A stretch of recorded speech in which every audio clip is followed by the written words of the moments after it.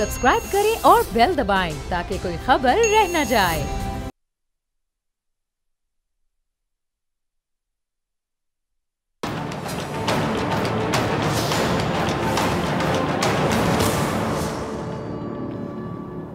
अस्सलामुअलैकुम, मैं हूं डॉक्टर फ़िज़ा खान और मैं हूं पाकिस्तान। नाज़िम, मुल्क में जब भी इंतखाबात का ऐलान होता है तो सबसे पहले सियासी जमातें बयानिया तलाश करती हैं जिसके बलबूते पर इंतखाबात में हिस्सा लेना है। फिर उसके बाद मरहला आता है इत्तेहादी की तलाश का। पाकिस्तान में सियासी इत्तेहाद की तारीख लगभग उतनी ही पुरानी है जितना खुद ये मुल्क है। इलेक्शन कमीशन ऑफ पाकिस्तान ने मुल्क में आम इंतखाबात 8 फरवरी को करवाने का ऐलान किया, जिसके बाद सियासी जमातों की सरगर्मियाँ तेज़ हो गईं। कहीं तहफ़्फ़ुज़ात उठाए जा रहे हैं तो कहीं मुलाकातों का सिलसिला जारी है। आज सियासी मंजरनामे पर एक बड़ा इत्तेहाद कायम हो गया है। MKM वफ़द ने डॉक्टर खालिद मकबूल सिद्दीकी की सरबराही में लीगी क़यादत से मॉडल टाउन लाहौर में मुलाकात की, जिसमें मुस्लिम लीग नून के कायद नवाज शरीफ साहब और साबिक़ वज़ीर आज़म शहबाज शरीफ साहब भी मौजूद थे।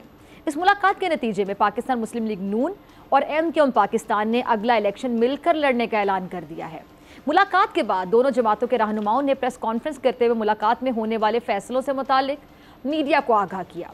अच्छा, MKM पाकिस्तान के सीनियर डेप्यूटी कन्वीनर मुस्तफ़ा कमाल साहब का ये कहना था कि अगर हमने लोगों को इन मसाइल से बाहर निकाल कर लाएअमल तैयार नहीं किया और उस पर अमल नहीं किया तो हम सब लोगों की शायद ये आखिरी बारी हो। ये बड़ी बात उन्होंने की। क्या कहना था, ज़रा सुनिएगा। MKM गुज़िश्ता 34 सालों में तकरीबन हर बार वफाकी हुकूमत का हिस्सा रही है और आइंदा भी हुकूमत का हिस्सा बनने का इरादा रखती है। MKM का पीपल्स पार्टी और मुस्लिम लीग नून दोनों से ही शराकत दारी का तजुर्बा रहा है, लेकिन अक्सर व बेशतर MKM मुल्क और कौम के वसी तर मुफाद में हुकूमत से अलहदा भी होती रही है। और दूसरी जानिब पाकिस्तान पीपल्स पार्टी आइंदा इंतखाबात को लेकर तमाम तर तहफ़्फ़ुज़ात के बावजूद बहुत ज़्यादा पूरे एतमाद दिखाई दे रही है, कॉन्फिडेंट दिखाई दे रही है। पीपल्स चेयरमैन बिलावल भुट्टो ज़रदारी ने अपने सियासी मुखालिफिन को पैगाम दे दिया है कि पीपल्स पार्टी के सारे नाम नेहाद मुखालिफिन मिल भी जाएँ तो पीपल्स पार्टी को हरा नहीं सकते। क्या कहा बिलावल ने, ज़रा सुनिएगा। और पाकिस्तान पीपल्स पार्टी के शरीक चेयरमैन आसिफ अली जरदारी साहब ने भी अपने तनकीद के नश्तर सियासी मुखालिफिन की जानिब कर दिए। पीपल्स पार्टी के कारकुनान से खिताब करते हुए जरदारी साहब ने कहा कि हमारे मुखालिफिन इलेक्शन में खड़े हों, हम उन्हें खुशामदीद कहेंगे। जो लोग हमारे खिलाफ खड़े होंगे हम उन्हें बिस्मिल्लाह कहेंगे। क्या कहा जरदारी साहब ने, ज़रा सुनिएगा। पीपल्स पार्टी के तहफ़्फ़ुज़ात और मुतालिबात अपनी जगह, लेकिन मुस्लिम लीग नून पीपल्स पार्टी के किसी भी एतराज़ को खातिर में नहीं ला रही। गुज़िश्ता रोज़ साबिक़ सदर आसिफ अली जरदारी साहब और मुस्लिम लीग नून के कायद नवाज शरीफ साहब का जो टेलीफोनिक रब्ता हुआ, जिसमें दोनों रहनुमाओं ने इत्तफ़ाक़ किया कि रियासत को बचाने के लिए सब मिलकर अपना किरदार अदा करेंगे, लेकिन लेवल प्लेइंग फील्ड के मामले पर मुस्लिम लीग नून ने पीपल्स पार्टी को मशवरा दे दिया है कि लेवल प्लेइंग फील्ड का रोना ना रोएं, बल्कि फील्ड में इलेक्शन की तैयारी करें जैसे मुस्लिम लीग नून कर रही है। जी, तो अब सवाल ये पैदा होता है कि आइंदा इंतखाबात में कौन सी जमात सरप्राइज़ देने वाले, कौन कौन से इत्तेहाद अभी बनना बाकी हैं। इन तमाम मामलों पे बात करने के लिए मेरे साथ मौजूद मेहमान मौजूद हैं। MKM पाकिस्तान के सीनियर रहनुमा अमीनुल हक साहब, बहुत शुक्रिया ज्वाइन करने के लिए। पीपल्स पार्टी के रहनुमा सेनेटर आजिज़ धामरा साहब, आपका भी बहुत शुक्रिया वक्त देने के लिए। और मुस्लिम लीग नून से सेनेटर सलीम ज़िया साहब मेरे साथ मौजूद हैं, बहुत शुक्रिया आपका भी सर ज्वाइन करने के लिए। आप सबकी इजाज़त से मैं अमीनुल हक साहब से शुरू करना चाहूँगी। अमीनुल हक साहब, MKM पाकिस्तान तकरीबन हर हुकूमत का हिस्सा रही है माजी में और आप के दोनों बड़ी जमातों के साथ तजुर्बात भी रहे हैं। अब इस इत्तेहाद का मकसद क्या है? क्या इस इत्तेहाद का वाहिद मकसद पीपल्स पार्टी को शिकस्त देना है सिंध और विफाक में? देखिए हमारी मुलाकात किसी की सियासी दुश्मनी की बुनियाद पे नहीं हुई है, बल्कि बड़े मियाँ साहब को MKM के वक्त को दावत दी गई थी और इसीलिए आज MKM का आला सतह का वक्त लाहौर पहुँचा था डॉक्टर खालिद मकबूल सिद्दीकी की क़यादत में और टॉप लीडरशिप PMLN के लोगों से मुलाकात की है। मुलाकात में हमने क्या रखा है कि कौमी सलामती के अमूर पर गुफ्तगू हुई है। अब कौमी सलामती के अमूर क्या थे कि मुल्क को माशी तौर पर कैसे बेहतर से बेहतर किया जा सके, सियासी दर्जा हरारत को किस तरह कम लाया जा सकता है और अगर किसी मौके पर ऐसा महसूस होता है कि आइनी बहरान पैदा हो तो उसको कैसे मिलकर बेहतर कर सकते हैं। इन 3-4 इश्यूज़ के ऊपर मेरा ख्याल आज की मुलाकात रही है और उसी मुलाकात को बुनियाद बनाकर हमने आगे बढ़ने का फैसला किया। आगे बढ़ने का का फैसला क्या होगा कि आने वाले इंतखाबात में मेरा ख्याल है कि जहाँ जहाँ मौका मिलेगा पंजाब, क्योंकि MKM अब सिर्फ सिंध बेस्ड पार्टी नहीं, बल्कि हमने ये फैसला किया है कि पंजाब में भी, KPK में भी, बलूचिस्तान में भी हम तमाम जगहों पर अपने कौमी सभा असम्बली के उम्मीदवार नामजद करेंगे। तो मेरा ख्याल है कि आगे चल करके कुछ जगहों पर सीट एडजस्टमेंट हो सकती है। हाँ डॉक्टर फिज़ा, अगर आप MKM के डायनेमिक उठा के देखेंगे, हिस्ट्री उठा के देखेंगे पिछले 35 साल को, और उस दौरान अगर 8 या 10 कौमी सभा असम्बली के इलेक्शन हुए तो MKM ने हमेशा किसी के अलायंस नहीं किया, बल्कि हमेशा MKM के इंतखाबी निशान पतंग पे इलेक्शन लड़ा। और हर दौर में 1988 से लेकर आप 2018 तक देखेंगे तो MKM ने शहरी सिंध में हमेशा शानदार कामयाबी हासिल की। हमें इस बात की उम्मीद है कि जिस ऑर्गेनाइज तरीके से, डिसिप्लिन के तरीके से MKM पाकिस्तान आगे बढ़ रही है, वो मेरा ख्याल इसमें हर गुजरते दिन के साथ बेहतरी से बेहतरी नज़र आ रही है। जी सर, आपने कहा आपने किसी के साथ अलायंस नहीं किया, लेकिन कोलिशन में आप लोग गवर्नमेंट के साथ हमेशा रहे हैं। फिजा, मेरा ख्याल है कि डायनेमिक को करेक्ट कर लेते हैं।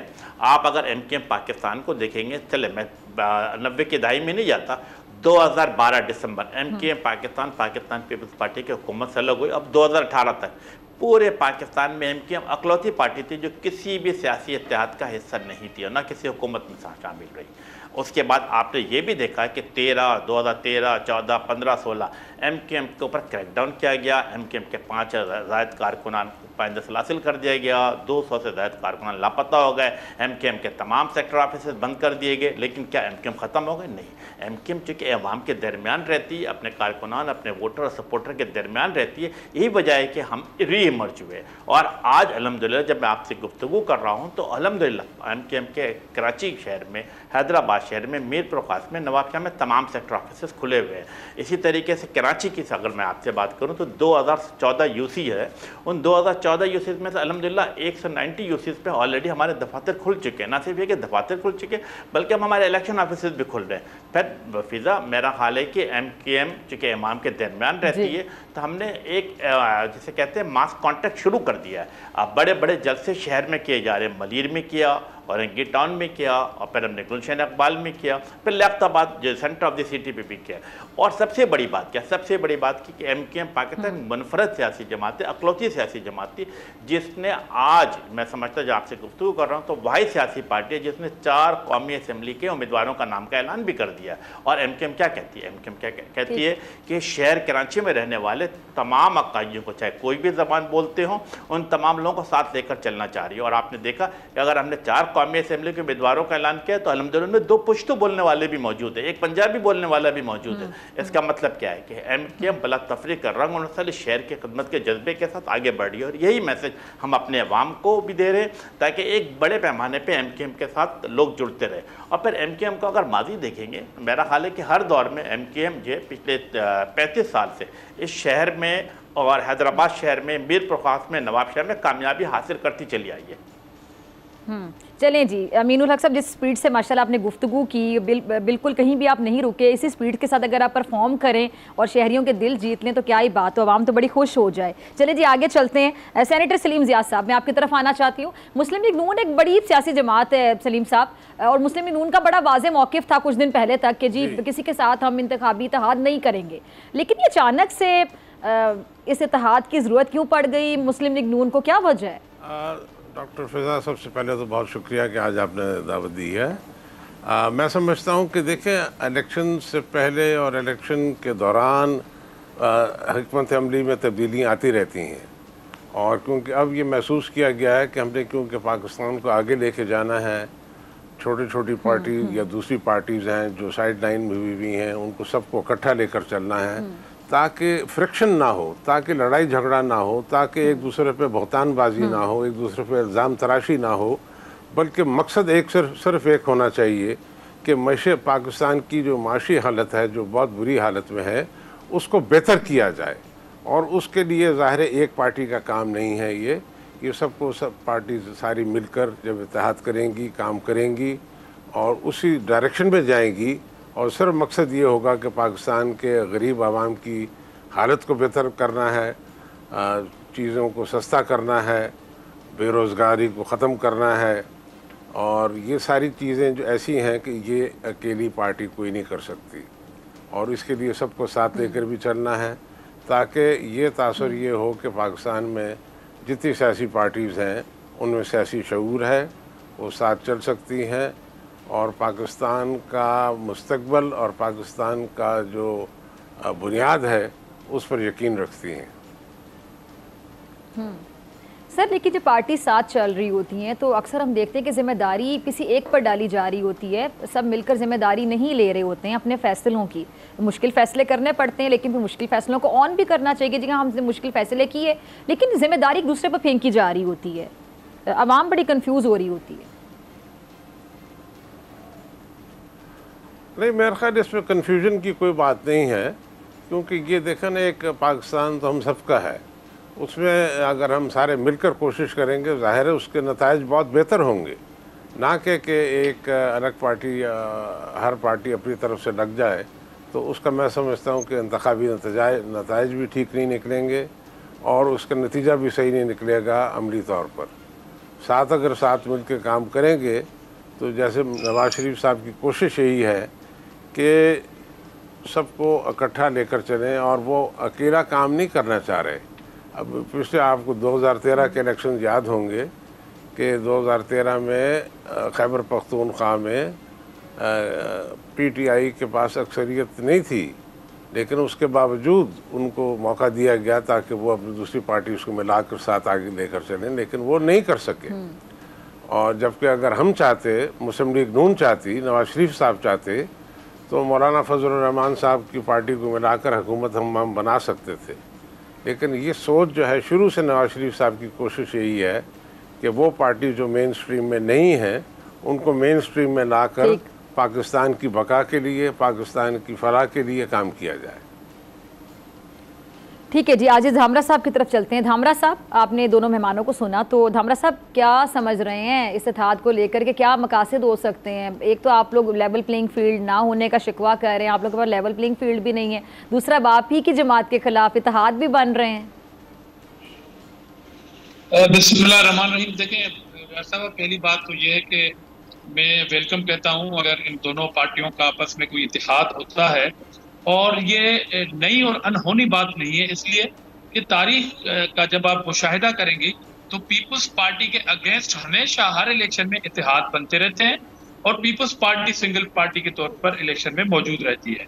अच्छा, प्रोपेगेंडा ये किया जाता है कि पीपल्स पार्टी जो है आपको ग्रास रूट पे नहीं रही, पीपल्स पार्टी सुगर के किसी कॉर्नर की पार्टी बन गई है, मगर उसी पार्टी के अगेंस्ट फिर तमाम लोगों की मजबूरी होती है कि वो आपस में इत्तेहाद करें।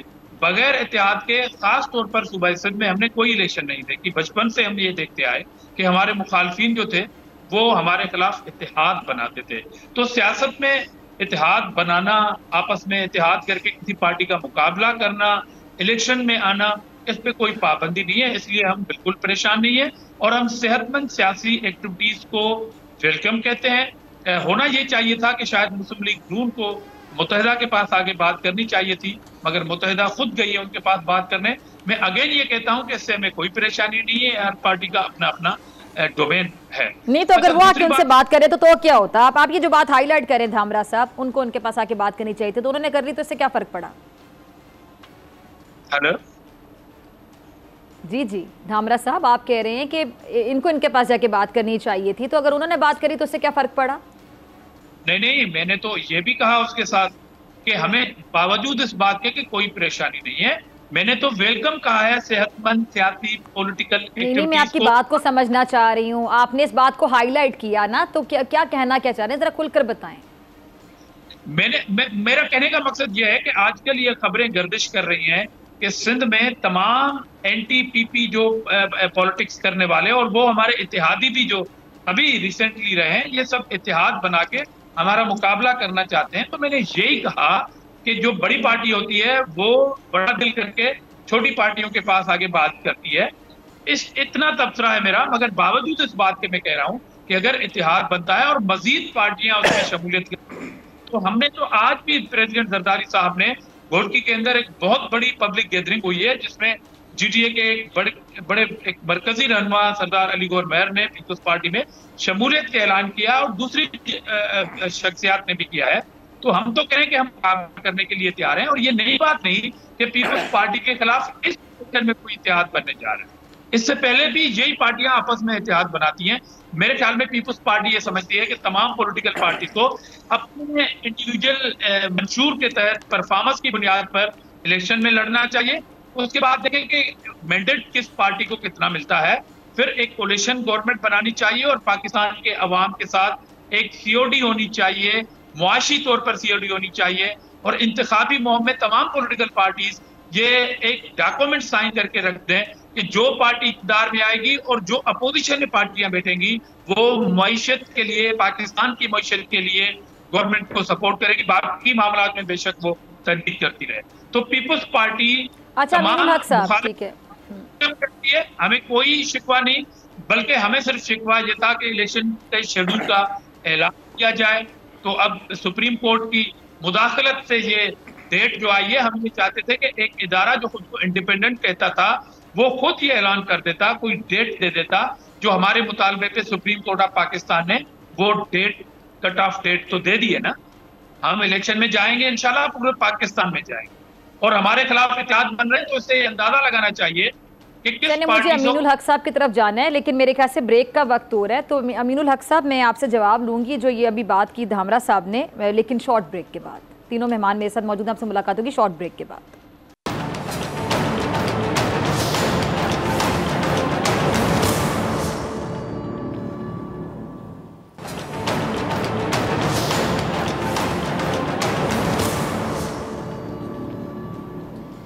वेलकम बैक नाज़रीन, तीनों मेहमान मेरे साथ मौजूद हैं। अमीनुल हक साहब, मुझे आपकी तरफ आना था लेकिन ब्रेक का वक्त हो गया था। अमीनुल हक साहब, आजिज़ धामरा साहब ने कहा कि चलकर आप लोग वहां गए, उनको उधर आना चाहिए था आप लोगों की तरफ, तो क्या समझ आती है आपको? इससे कोई फर्क पड़ता है? वैसे जब आप इत्तेहाद कर लेते हैं, आप चल के चले जाए, दूसरा चल कर आ जाए, से क्या फर्क पड़ता है? क्या कहना चाह रहे हैं धामरा साहब?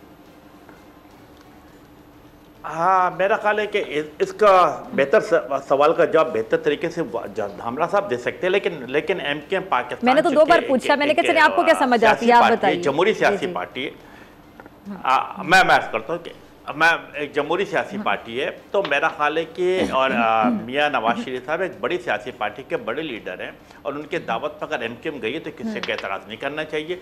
दूसरी बात, मेरा ख्याल है कि फिजा आपको अंदाज़ा होगा कि एमकेएम पाकिस्तान जब इलेक्शन में हिस्सा लिया है पिछले 3 दहाइयों से, तो हमेशा कामयाबी हासिल करती चली आई। और आज अगर हम जिसे कहते हैं कि एंटी पीपल्स पार्टी सेंटिमेंट जो सिंध में पाया जाता है और इसके बल पे अगर कोई अलायंस बनने जा रहा है और सीट एडजस्टमेंट के सूरत में, तो मैं समझता हूँ कि एमकेएम ने तो करके भी दिखाया है। फिजा आप अगर सिंध की हिस्ट्री उठा के देख लें, 1990 एमकेएम पाकिस्तान ने शहरी सिंध में शानदार कामयाबी हासिल की और सांगड़ से नामजद वज़ीर आला जाम सद्दीक़ अली की क़यादत में एक वज़ीर आला बनाया गया। आप 1996 को देख लें, PMLN के चीफ मिनिस्टर लियाकत ज्योति साहब बने, एमकेएम की 55 सीटें सूबाई असेंबली में मौजूद थी।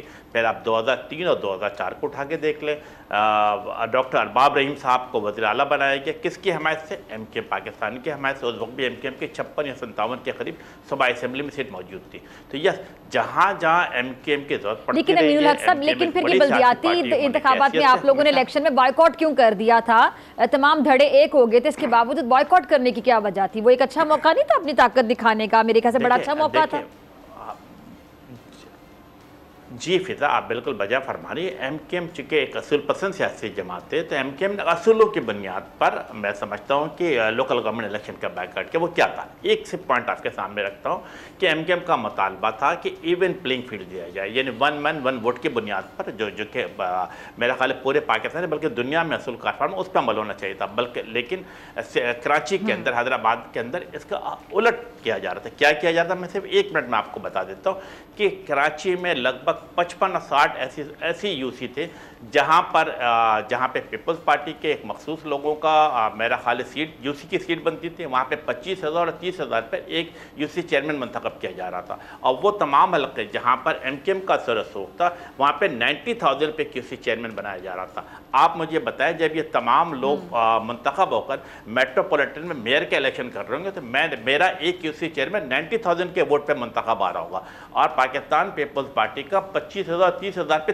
3 यूसी चेयरमैन आ जाएंगे। तो ये वन मैन वन वोट की तो खुली खिलाफ वर्जी थी और इसी को बुनियाद बनाकर MKM ने बाइकआउट किया और फिर इस बाइकआउट को पाकिस्तान पीपल्स पार्टी ने इस बात को तस्लीम भी किया और उन्होंने फिर आप देखा कि 10-1 के तहत जो है उन्होंने एक बाद में नोटिफिकेशन भी जारी किया और कराची की 53 सीटों को इजाफा करने का ऐलान किया। इसका मतलब है कि MKM का जो असली मौक़िफ़ था वो पाकिस्तान पीपल्स पार्टी के सिंध की क़यादत ने वफाकी क़यादत ने इसको तस्लीम किया कि आने वाले इंतखाबात में इस तरह की चीज़ें नहीं होना चाहिए। MKM के अखलाकी फतह थी और MKM मैं समझता हूँ कि बाइकाट के बिना पे अगर आप रेशियो उठा के देखेंगे कराची के मुख्तलिफ इंतखाबात का तो क्या था, मैं समझता हूँ कि 8% पे कि 9% पे कि 10% पे लोग कामयाब हुए। इसी तरीके से अगर कल मेरा ख्याल है कि सिंध में लोकल गवर्नमेंट के इलेक्शन बाई इलेक्शंस में है, आउट ऑफ 10 पीपल्स पार्टी दावा करती है कि 6 सीटें जीती। यस, और इसके बावजूद भी आप ये देखें कि मलीर के अंदर ये डिस्ट्रिक्ट मलीर की जो मेन से है वहाँ पे काउंसलर की सीट पे एक आज़ाद उम्मीदवार जो MKM ने चूँकि बाइकआउट किया हुआ था, इसके बावजूद आज़ाद उम्मीदवार जीता और कल ही रात को MKM के मरकज़ आता है और MKM को सपोर्ट करने का शमूलियत का ऐलान कर देता है। इसका मतलब मेन मलीर डिस्ट्रिक्ट में भी MKM का जो कौंसलर मंतखब वो आज़ाद वो MKM में शामिल हो गया। इसका मतलब क्या था कि यस MKM हर गुजरते दिन के साथ निखर रही है, बेहतरी की तरफ जा रही है और आने वाले इलेक्शन में शानदार कामयाबी हासिल करेगी। सर वैसे बड़े दावे करें वक्त से पहले मीनुल हक साहब। चलें खैर आजिज़ धामरा साहब की तरफ जाती हूँ। आजिज़ साहब आप ज़रा सर हिला रहे थे, कुछ एक्सप्रेशन भी दे रहे थे जब मीनुल हक साहब गुफ्तगू कर रहे थे, कुछ कहना चाह रहे थे आप? नहीं, मैं यही बात कहना चाह रहा था कि मैंने तो अपनी गुफ्तगू में वेलकम कहा है। हमारे खिलाफ जो अभी इत्तेहाद इलेक्शन का बनेगा उसमें मैंने वेलकम कहा है और मैंने तो ये भी अंदेशा दिया है कि इसमें मजीद पार्टियां भी शामिल होंगी तो बेशक हो, क्योंकि ये कोई नई अनहोनी बात नहीं होगी। ये तमाम दोस्त हमसे मिलके मुकाबला करते हैं, इल्जाम लगाते हैं कि पीपल्स पार्टी खत्म हो गई, इलेक्शन में वो मिलके मुकाबला करते हैं, जो खुशाइंदा बात है और बेशक करें, हम वेलकम कहते हैं। आज भी जरदारी साहब ने किया। और जहां तक अमीनुल हक साहब MKM के जीतने का दावा करते हैं तो देखिए इस पर कोई पाबंदी नहीं है कि अगर MKM अपना मैंडेट पुराना जो है वो लेके आ जाती है। अभी जो बाई इलेक्शन जितने भी हुए थे जो कराची के अंदर, उसमें MKM के जो वोटों का टर्नआउट रहा है वो भी जरा आप देख सकते हैं। उसके बावजूद में पहले ये इल्जाम लगा ही नहीं रहा। लेकिन अभी भी देखें ना, मुस्तफा कमाल साहब अभी हाल ही में दावा किया कि तमाम नशिस्तें जो कराची के धामरा साहब कह रहे हैं MKM ही जीतेगी, मतलब पूरे एतमाद हैं वो। मैं मुबारकबाद दूंगा। हम इतना बड़ा सियासी दिल रखते हैं, सियासी दिमाग रखते हैं। अगर MKM शहरी हलकों से जीत जाती है तो मैं पहला शख्स हूंगा पार्टी की तरफ से जो मुबारकबाद दूंगा। इसमें क्या बात है? यानी अभी से आप लोगों ने शिकस्त तस्लीम कर ली? शिकस्त तस्लीम नहीं की, जो सामने दावा हो रही है ना, वो इलेक्शन में जब डे पोलिंग खत्म हो जाएगा और जो रिजल्ट आएगी उसमें अगर इनको मैंडेट मिल जाता है, जितनी बातें अमीनुल हक साहब कर रहे हैं, तो हमें सियासी मैंडेट को तस्लीम करना होगा। इस मुल्क के मसलों का हल भी यही है कि हम इलेक्शन कैंपेन में एक दूसरे के खिलाफ कितना भी मौक़िफ़ रखें, मगर उसके बावजूद अवाम अगर किसी की हिमायत में वोट देगी तो इंशाल्लाह इनको हमारे मैंडेट का एहतराम करना चाहिए, हम इनके मैंडेट का एहतराम करेंगे। बाकी तमाम पॉलिटिकल पार्टीज मिलके अगर हमारा मुकाबला करना चाहती है तो उसको भी वेलकम कहते हैं। कोई पार्टी इस तरह गुफ्तगू नहीं करेगी जिस तरह हम कर रहे हैं। हम कह रहे हैं कि हाँ हमारे खिलाफ इत्तेहाद बनाना चाहते हैं। चले, ये आपने अच्छी बात की, ठीक है ठीक है, ये पुरानी होगी जितना भी इत्तेहाद मादी में बना है। एक बार सलीम ज़िया साहब, सलीम ज़िया साहब, इत्तेहाद की बात हो रही है तो क्या पंजाब में भी किसी जमात से इत्तेहाद की बात चल रही है? ये जो सुनने में आ रहा है बड़ी चहमगोइयाँ हो रही मुस्लिम लीग नून और इस्तेकाम पाकिस्तान पार्टी के इत्तेहाद के हवाले से, तो क्या लग यही रहा है कि नून लीग इस बार शायद सोलो फ्लाइट के मूड में नहीं है? नहीं, देखिए डॉक्टर फिजा, बात यह है कि ये जब इलेक्शंस अभी तो आपने देखा अभी गहमा गहमी शुरू हुई है अभी, और इसके कई मराहल होते हैं इलेक्शंस के, और ये अभी पहले मरहले में है और ये अभी काविशें शुरू हो गई एक दूसरे से मिलने की, आने की, जाने की और इत्तेहाद बनाने की। और अब देखेंगे जब पंजाब में जब तक पहुँचेंगे तो वहाँ देखेंगे कि वहाँ पर क्या फ़िज़ा है, वहाँ पर कितने लोग किस तरह की गवर्नमेंट चाह रहे हैं। कुछ लोगों के साथ इत्तेहाद भी हो सकता है, कुछ लोगों के साथ सीट एडजस्टमेंट हो सकती है, और इसी तरह की चीज़ें इलेक्शंस में होती हैं। तो ये कोई अनहोनी चीज़ नहीं होगी। अगर ऐसा हो भी तो मैं समझता हूँ कि ये हर इलेक्शन में ऐसे ही होता है हमेशा से। हमारी भी कोशिश होगी कि ज़्यादा से ज़्यादा सीटें लें, और इंशाल्लाह मैं समझता हूँ कि पंजाब में पाकिस्तान मुस्लिम लीग नून की एक बड़ी वाज़ेह अक्सरियत है। ये हमारा दावा है। बाकी इलेक्शंस तो इंशाल्लाह आप आएंगे तो आप खुद ही देख लेंगे कि उसमें पाकिस्तान मुस्लिम लीग नून की एक भारी अक्सरियत वहाँ से इंशाल्लाह जीतेगी पंजाब। अच्छा, पंजाब में वैसे आप किसे मजबूत देखते हैं अपनी पार्टी के अलावा? देखिए, वो तो हर पार्टी दावा कर सकती है और हर पार्टी को इख्तियार है कि वो अपना पूरी कोशिश भी करे इलेक्शन में हिस्सा ले। लेकिन मेरिट पर अगर आप किसी को अपना कॉम्पिटिटर समझते हैं और आप कहेंगे फलां मेरा कॉम्पिटिटर है, तो ये बड़ी सही खबर होगी ना?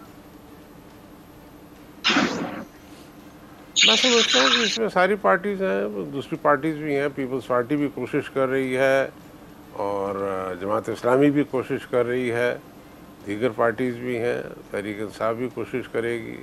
बहुत सारी पार्टीज़ हैं, सारों को इख्तियार है कि वो कोशिश करें और एक बेहतर रिजल्ट अपने कैंडिडेट्स के लिए लेके आएँ ताकि वो जीत सकें। ठीक है। अच्छा, मैं आपकी तरफ आना चाहूँगी धामरा साहब। ये जो बिलावल साहब ने एक दावा किया है कि जी जो वज़ीर आज़म है वो लाहौर का नहीं होगा, और जो आज जरदारी साहब का भी बयान आ गया कि दोस्तों और दुश्मनों को पैगाम दे दिया है उन्होंने, क्या ये दावा किस बुनियाद पे किया जा रहा है? एक तरफ आप कहते हैं कि लेवल प्लेइंग फील्ड नहीं है हमारे पास, फिर कोई फेवरेट है, फिर इस तरह के दावे भी समझ नहीं आ रही। मेरे ख्याल में समझ आ जाना चाहिए। अगर उन्होंने ये बात की है तो हैसियत पॉलिटिकल पार्टी हेड के हम तो कह रहे हैं, और इलेक्शन कैंपेन में नारा ही ये होगा, हम तो इस नारे की उसमें जाएंगे कि वजीर आजम बिलावल। तो जब पूरी कौम कह रही है वजीर आजम बिलावल, तो बिलावल साहब का डोमिसाइल लाहौर का नहीं है। इसमें मेरे ख्याल में कोई रॉकेट साइंस वाली बात है नहीं जो बात समझ में नहीं आए। इसी नारे की बुनियाद पर इंशाल्लाह। अच्छा, फिर कहाँ से होगा वजीर आजम? हेलो, वजीर आजम कहाँ से होगा वजीर आजम? जब हम कहते हैं कि वजीर आजम बिलावल साहब वजीर आजम होंगे, यानी आप लोग पूरे एतमाद हैं? इंशाल्लाह जरूर। सर, कुछ दिन पहले तक आप कह रहे थे कि लेवल प्लेइंग फील्ड नहीं है हमारे पास, आप लोग गिले शिकवे कर रहे थे, फिर आप लोग गिले शिकवे सुने गए हैं। इसका मतलब है कि अब आपको बड़ा कॉन्फिडेंस आ गया कि अगला वजीर आजम आपकी पार्टी का होगा, बिलावल साहब ही होंगे। लेवल प्लेइंग फील्ड की बात इसमें कहां से आई? ये तो हम दावा इसमें कर रहे हैं कि हम इस स्लोगन पे शोर मचाने की क्या वजह थी सर? धामरा साहब, एक मिनट। इतना तो लेवल प्लेइंग फील्ड का शोर क्यों मचाया जा रहा था? किससे मुतालिबा किया जा रहा था कि लेवल प्लेइंग फील्ड दी जाए? हम फेवरेट नहीं है, कोई फेवरेट है, क्यों किया जा रहा था ये? वो शोर नहीं था, वो रियलिटी थी। वो अब भी है कि जिस इदारे ने इलेक्शन करानी थी उस इदारे ने रियलिटी मुख्तलिफ है। जहां तक दावा की बात है तो ये तो हक पीपल्स पार्टी को है कि वो कहे कि इंशाल्लाह मुल्क का मुस्तकबिल का वज़ीर आज़म बिलावल भुट्टो बनेंगे, और इंशाल्लाह जरूर बनेंगे। ये तो पीपल्स पार्टी इलेक्शन में मुकाबले की बुनियाद पर कर रही है।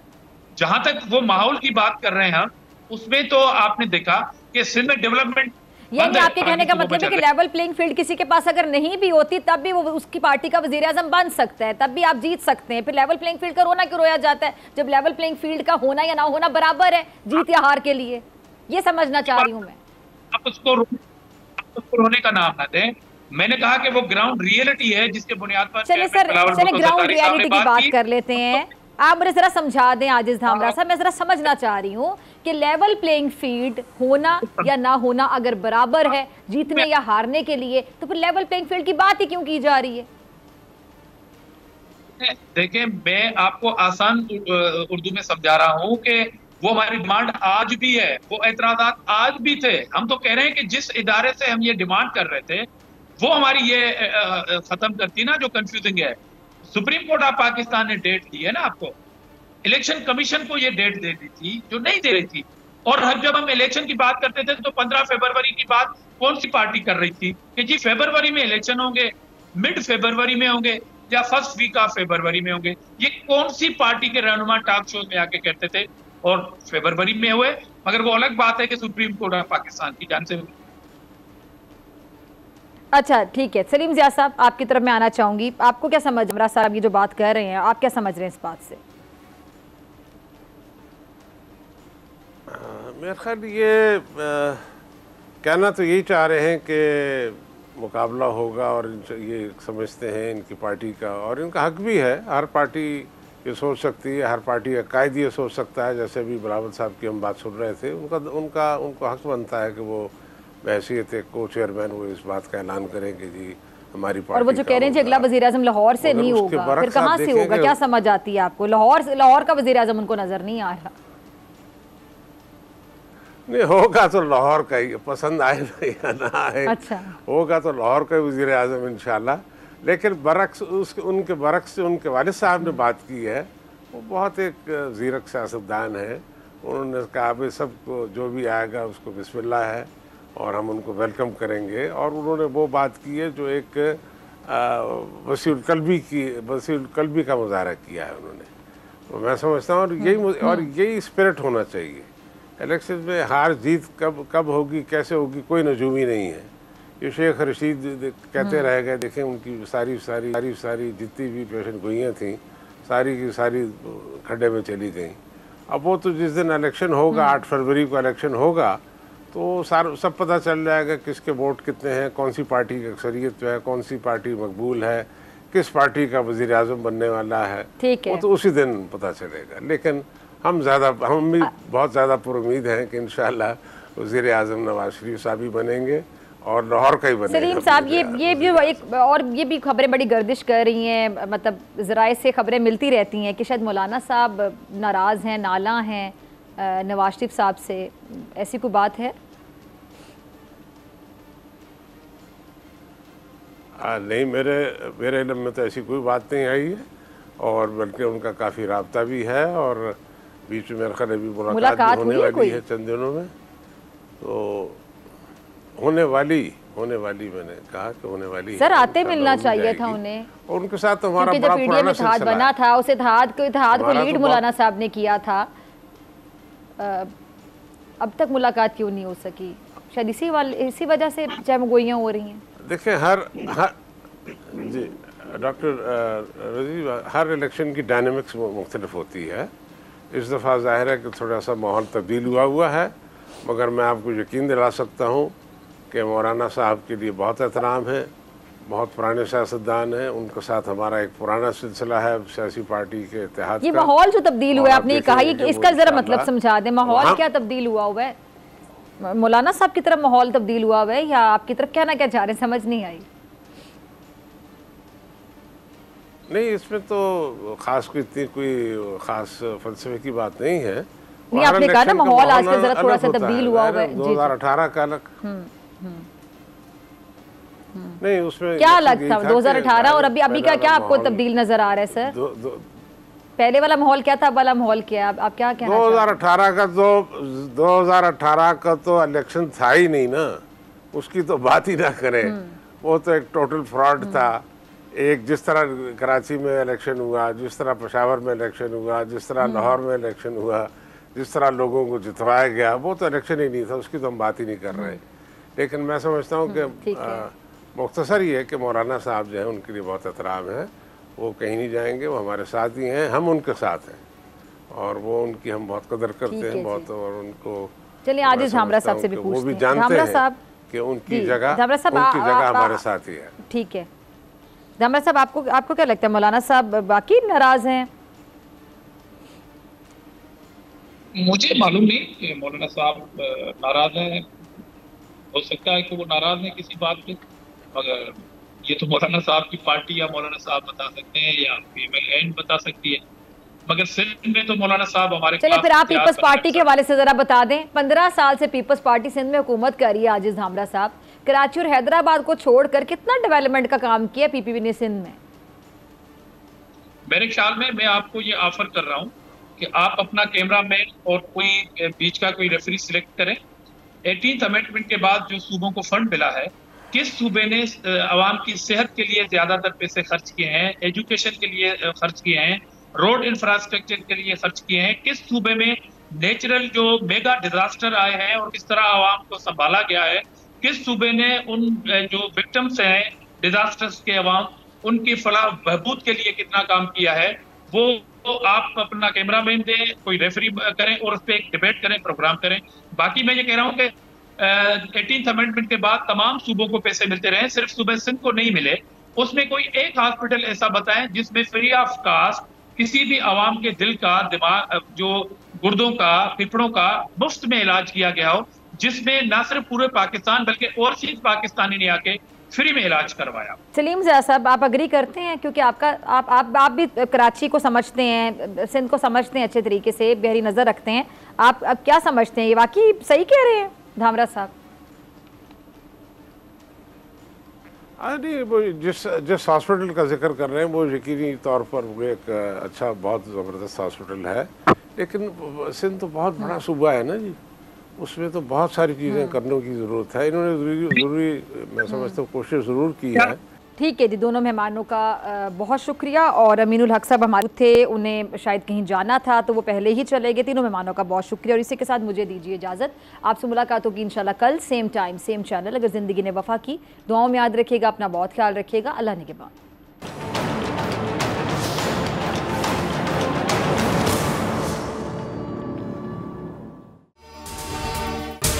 अगर आपको ये वीडियो पसंद आई तो सब्सक्राइब करें और बेल आइकन पर क्लिक करें।